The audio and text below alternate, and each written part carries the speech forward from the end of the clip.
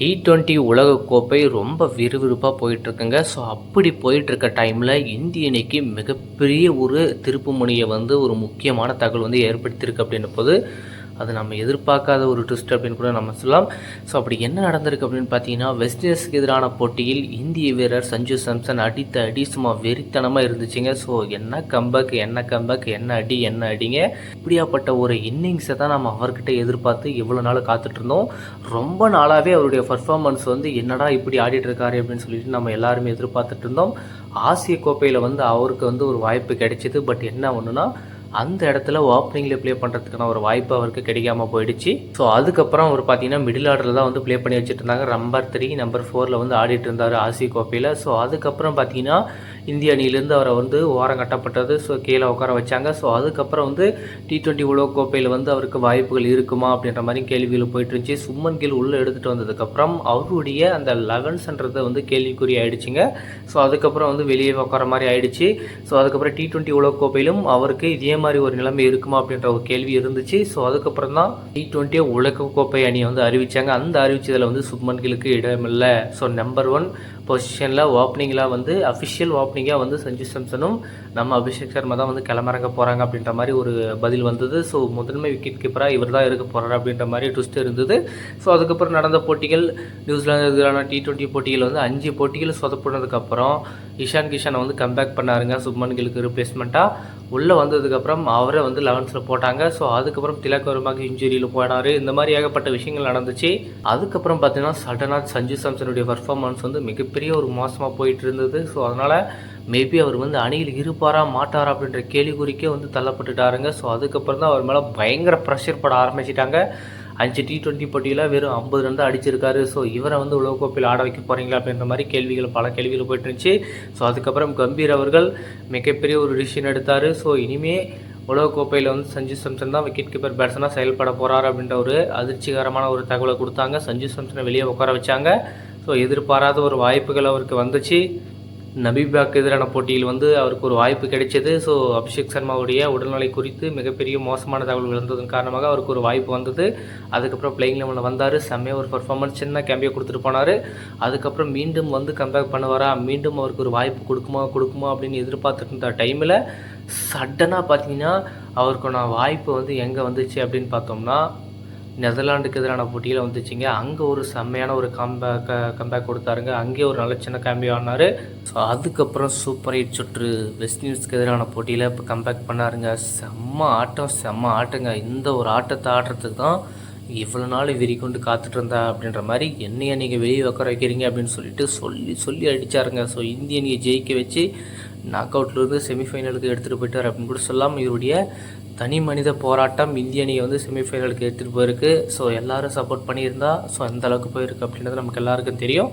So இதில் விஷயம் என்னன்னு பார்த்தீங்கன்னா, அவருக்கு மிகப்பெரிய ஒரு அதிர்ச்சி ஒரு சம்பவம் கொடுத்துருக்காங்க ஐசிசி அப்படின்னு கூட சொல்லலாம். என்ன ஒரு விஷயம் அப்படின்னு பார்த்தோம்னா, வெஸ்ட் இண்டீஸ்க்கு எதிரான போட்டியில் வெற்றி பெற்றதை அடுத்து அவர் மைதானத்தில் அவருடைய ஹெல்மெட்டை தூக்கி கீழே போட்டதுனால ஸோ விளையாட்டு உபகரணங்களை துஷ்பிரயோகம் பண்ணியிருக்காரு. ஸோ அதனால் அதை கேவலப்படுத்தியிருக்காரு அப்படின்னு சொல்லிட்டு நம்ம ஐசிசியை அவருக்கு தண்டனை கொடுக்க போவதாக நமக்கு ஒரு தகவல் கிடைச்சிருக்குங்க. இது இந்த வீடியோவை பார்த்து ஸோ முழுமையாக என்ன பிரச்சனை, ஸோ இது சஞ்சு சாம்சன் உண்மையாகவே பண்ணியிருக்காரு அப்படின்றத பார்த்துட்டு ஸோ அவர் உண்மையாக பண்ணியிருந்தார் அப்படின்னா மேபி அடுத்த போட்டியில் அவருக்கு தடை இருக்கும். அப்படி இல்லை அப்படின்னா அபராதங்கள் விதிக்கிறதுக்கான வாய்ப்புகள் அதிகமாக இருக்குது.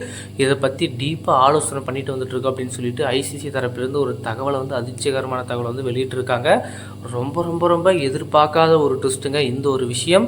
சஞ்சு சாம்சன் அப்படி ஒரு விஷயத்தை அந்த வீடியோவில் பண்ண மாதிரி ஒன்றும் புரியல. ஸோ அவர் அந்த எமோஷ்னலில் ஹெல்மெட்டை கழட்டி அதை கீழே வச்சிருக்காரே தவிர மற்றபடி அதை தூக்கி அதை வெசாட்டணும் அப்படின்ற அந்த கோவத்தில் வெசாட்டணும் அப்படின்றதெல்லாம் வெசாட்டல. பட் இருந்தாலுமே அந்த வீடியோவை பார்த்துட்டு ஐசிசி எந்த முடிவு எடுக்க போகிறாங்க, மேபி தடை போடுறதுக்கான சான்சஸ் இருக்குது அப்படின்ற மாதிரி தான் தகவல் வெளியே இருக்குது. மேபி அடுத்த போட்டி ரொம்ப ரொம்ப முக்கியமான போட்டிங்க. நமக்கு செமிஃபைனல் இங்கிலாந்துக்கிட்ட. ஸோ சஞ்சு சாம்சனுடைய இன்னிங்ஸ் ரொம்ப ரொம்ப முக்கியம். ஸோ வெஸ்ட் இண்டீஸ்கிட்ட எப்படி அந்த பர்ஃபார்மன்ஸ் கொடுத்தாரோ அதே ஒரு கம்பேக்கை மீண்டும் இங்கிலாந்துக்கிட்ட கொடுத்தா மட்டும்தான் இந்திய அணி அடுத்த கட்டத்துக்கு போக முடியும். ஸோ என்ன பண்ண போகிறாங்க அப்படின்றது நம்ம பார்க்கணும். சஞ்சு சாம்சனை எப்படி விளையாட வைக்க போகிறாங்களா, இல்லை அவருக்கு அபராதம் விதிச்சுட்டு ஸோ அவரை வந்து 11ல் இருக்குவாரா அப்படின்றத நம்ம பொறுத்திருந்து தான் நம்ம பார்க்க வேண்டும்.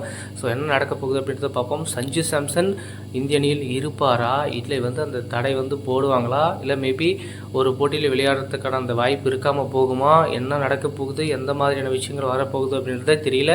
அந்த விஷயத்தை எதிர்பார்த்து காத்துட்ருக்காங்க. என்ன நடக்குது அப்படின்றது நம்ம பொறுத்திருந்து பார்க்கலாம். சஞ்சுவுடைய இந்த செயல் வந்து சரியாக தவறா, அதே மாதிரி அவர் அப்படி நடந்து கொண்டாரா, ஸோ விளையாட்டு உபகரணங்களை தூக்கி எறிந்தாரா அப்படின்றத பற்றி உங்களோட கருத்தை மறக்காமல் கமெண்ட்டில் சொல்லுங்கள். ஸோ இன்றைக்கி செமிஃபைனல் ஸ்டார்ட் ஆக போகுதுங்க. செம்ம எதிர்பார்ப்புங்க. நம்ம எதிர்பார்த்த மாதிரியே இன்றைக்கி சவுத் ஆப்பிரிக்கா வர்சஸ் நியூசிலாந்து தொடர் இன்றைக்கி வந்து செமிஃபைனல் தொடங்க போகுது. நிறைய எதிர்பார்ப்புகள். இன்றைக்கி நடக்கக்கூடிய இந்த போட்டி கண்டிப்பாக செம்ம சூப்பராக இருக்க போகுதுங்க. ஸோ 2 டீமுமே செம்ம குவாலிட்டியான team. So South Africa unbeaten டீமுங்க. ஸோ இந்த உலகக்கோப்பையில் இன்னும் ஒரு தோல்வியை கூட சந்திக்காத ஒரு அணியாக இன்றைக்கி வரைக்குமே இருக்காங்க. ஸோ அந்த ஒரு சாதனைக்கு இன்றைக்கி நியூசிலாந்து முற்றுப்புள்ளி வைப்பாங்களா அப்படின்ற ஒரு எதிர்பார்ப்பை ஏற்படுத்தியிருக்கு. என்ன பண்ண போகிறாங்கன்றதை நம்ம பார்க்கலாம். நியூசிலாந்தும் செம்மையாக இருக்குது. அவங்களுடைய பவுலிங் லைனப்பும் செம்ம குவாலிட்டியாக இருக்குது. பேட்டிங்குமே சூப்பராக ஆடிட்டுருக்காங்க. ஸோ அதே மாதிரி சவுத் ஆப்பிரிக்காவும் சொல்லவே தேவையில்ல. பவுலிங் பேட்டிங்னு சொல்லிட்டு 2 டீமுமே அசத்துன்னு அசத்திட்டு இருக்காங்க. ஸோ 2 டீமுமே இன்றைக்கி ஒரு சம்பவத்தை பண்ணுறதுக்கு ரெடியாக இருக்க போகிறாங்க. அதுவும் முக்கியமாக பார்த்தீங்கன்னா கொல்கத்தா ஸ்டேடியமில் நடக்க போகுதுங்க. ஸோ சின்ன கிரவுண்டு எவ்வளவு ஸ்கோர் போகுதுன்னே ஒன்றும் புரியல. அன்றைக்கே பார்த்தோம்னா வெஸ்ட் இண்டீஸ் அவ்வளோ ஸ்கோர் அடித்தாங்க. மேபி நின்று இருந்தாங்கன்னா இன்னொரு 250க்கு மேலே அடிச்சிருப்பாங்க. பயங்கரமாக போயிருக்கும். ஸோ இந்த மாதிரி ஏகப்பட்ட விஷயங்கள் இருக்குது. ஸோ என்ன பண்ண போகிறாங்க, ஸோ எந்த மாதிரியான மாற்றங்களோடு வர போகிறாங்க, ஸோ என்ன நடக்க போகுது, ஸோ என்ன பிளானில் வர போகிறாங்க அப்படின்றத நம்ம கண்டிப்பாக பார்க்கணும். ஸோ நியூசிலாண்டை பொறுத்த வரைக்கும் மிச்சல் சாண்டனர் கண்டிப்பாக ஒரு ட்ரிக்ஸ் வச்சுருப்பாருங்க. ஸோ அவருடைய ஸ்ட்ரென்த்துக்கு தகுந்த மாதிரி நியூசிலாண்டுடைய அந்த அட்டாக்குக்கு தகுந்த மாதிரி கண்டிப்பாக பவுலிங் லைனப் இருக்க போகுது. பேட்டிங் அப்ரோச்சும் அப்படி தான் இருக்க போகுது. ஏன்னா அந்த டீம்லேயுமே செம ஹிட்டிங் பேட்ஸ்மேன் இருக்காங்க. ஃபினாலன் ஒரு பக்கம், செஃபர்ட் ஒரு பக்கம், நம்ம ஃபிலிப்ஸ் ஒரு பக்கம், கான்வே ஒரு பக்கம், சாம்பன் ஒரு பக்கம், இன்னொரு பக்கம் பார்த்தீங்கன்னா நம்ம ரச்சின் ரவீந்திரா. ஸோ எல்லாருமே பயங்கரமாக நிட்டாருங்க, செம்மையாக ஆடுவாங்க.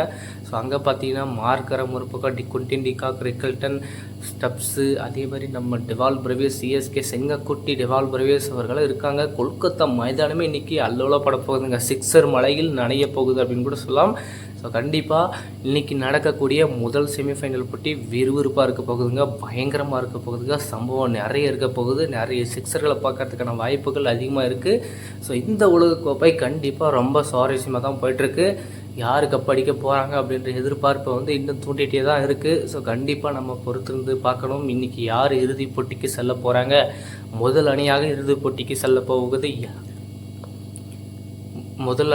இறுதிப் போட்டிக்கு செல்ல போவது யார், நியூசிலாண்டா சவுத் ஆப்பிரிக்காவா, இதில் யார் உள்ளே போக போகிறாங்க அப்படின்றத பற்றி உங்களுடைய கருத்துக்களை மறக்காமல் கமெண்ட் பண்ணுங்கள்.